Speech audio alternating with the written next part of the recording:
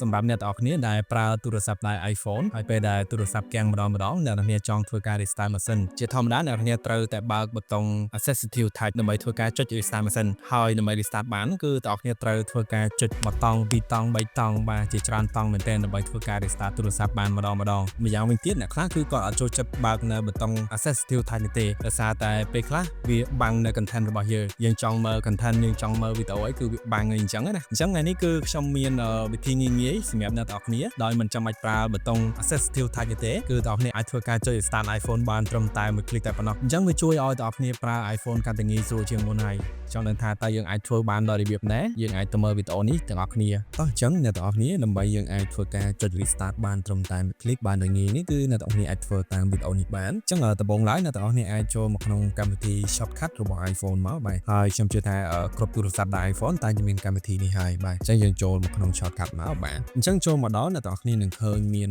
ផ្ទាំងបែបនេះហើយបន្តមកទៀតទាំងអស់គ្នាអាចកលេចមកមើលជ្រុងខាងស្ដាំនៃខាងលើបាទទាំងអស់គ្នាចុចបូកមកបាទអូខេហើយបន្តមកទៀតអ្នកទាំងអស់គ្នាអាចធ្វើការចុច search មកបាទហើយវាយពាក្យថា shutdown យ៉ាបាទអញ្ចឹងអ្នកទាំងអស់គ្នានឹងឃើញពាក្យថា shutdown នៅត្រង់កន្លែងនេះបាទអញ្ចឹងអ្នកទាំងអស់គ្នាចុចកន្លែងខាងស្ដាំដៃនេះមកបាទអូខេអ្នកទាំងអស់គ្នាអញ្ចឹងពាក់ព័ន្ធជាមួយនឹងវីដេអូរបស់យើងគឺយើងចង់ធ្វើការ restart ទៅហេតុអីបានយើងត្រូវយក option shutdown បាទអញ្ចឹងអ្នកទាំងអស់គ្នាអាចចុចទៅលើពាក្យ shutdown មកបាទអញ្ចឹងអ្នកទាំងអស់គ្នានឹងឃើញមានពាក្យ restart អូខេអញ្ចឹងយើង select យកពាក្យ restart មកបាទដូចខ្ញុំអញ្ចឹងមកអញ្ចឹងនៅកន្លែងលើខាងលើនេះអ្នកទាំងអស់គ្នាអាចធ្វើការចុច rename បានបាទយើងអាចចុចបដូរវាមកដាក់ថា restart អូខេហើយបន្តមកទៀតពាក់ព័ន្ធជាមួយនឹង icon ក៏អ្នកទាំងអស់គ្នាអាចធ្វើការបដូរបានដែរអ្នកទាំងអស់គ្នាចុចមកកន្លែងនេះអាចរើសពណ៌បានតាមចិត្តហើយពាក់ព័ន្ធជាមួយ icon អ្នកទាំងអស់គ្នាអាចរើសបានតាមចិត្តផងដែរបាទ select យកមកវាមាន icon ជាច្រើននៅក្នុងកម្មវិធី shortcut ហ្នឹងផងដែរចឹងអ្នកទាំងអស់គ្នាអាចរើសយក icon ណាមួយដែលអ្នកទាំងអស់គ្នាស្រឡាញ់ហើយចង់ធ្វើការកំណត់វាមកបាទចឹងឧទាហរណ៍ខ្ញុំនឹងយក icon មួយនេះហើយខ្ញុំចុចដានអញ្ចឹងគឺរួចរាល់ហើយបាទអ្នកទាំងអស់គ្នាអាចធ្វើការចុចដាននៅកន្លែងនេះមកបាទអញ្ចឹង shortcut ពាក់ព័ន្ធជាមួយនឹងការ restart របស់យើងគឺយើងបានធ្វើរួចរាល់ហើយ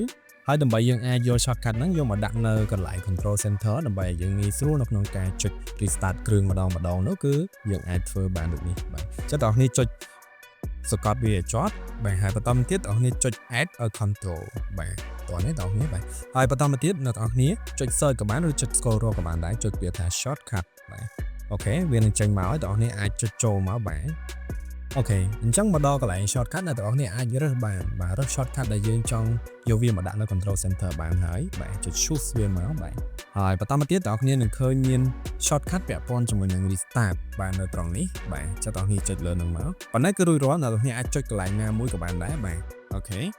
អញ្ចឹងពាក់ព័ន្ធជាមួយនៅ restart គឺយើងបានយកមកដាក់នៅកន្លែង control center រួចហើយអ្នកទាំងឃើញទេអញ្ចឹងតទៅនៅពេលដែលទូរស័ព្ទអ្នកទាំងអស់នេះគាំងឬមួយក៏មានបញ្ហារអាក់រអួលអ្នកទាំងអស់នេះអាចធ្វើការចុច restart បានត្រឹមតែមួយ click តែប៉ុណ្ណោះចាំមើលទាំងអស់គ្នាបាទយើងចុចមកអញ្ចឹងវានឹងសួរយើងថាយើងចង់ restart ឬមួយក៏អត់បាទអ្នកទាំងអស់នេះអាចចុច restart បានបាទអញ្ចឹងយើងចាំមើលទាំងអស់គ្នាទូរស័ព្ទយើងនឹងធ្វើការបើកឡើងវិញបាទអូខេ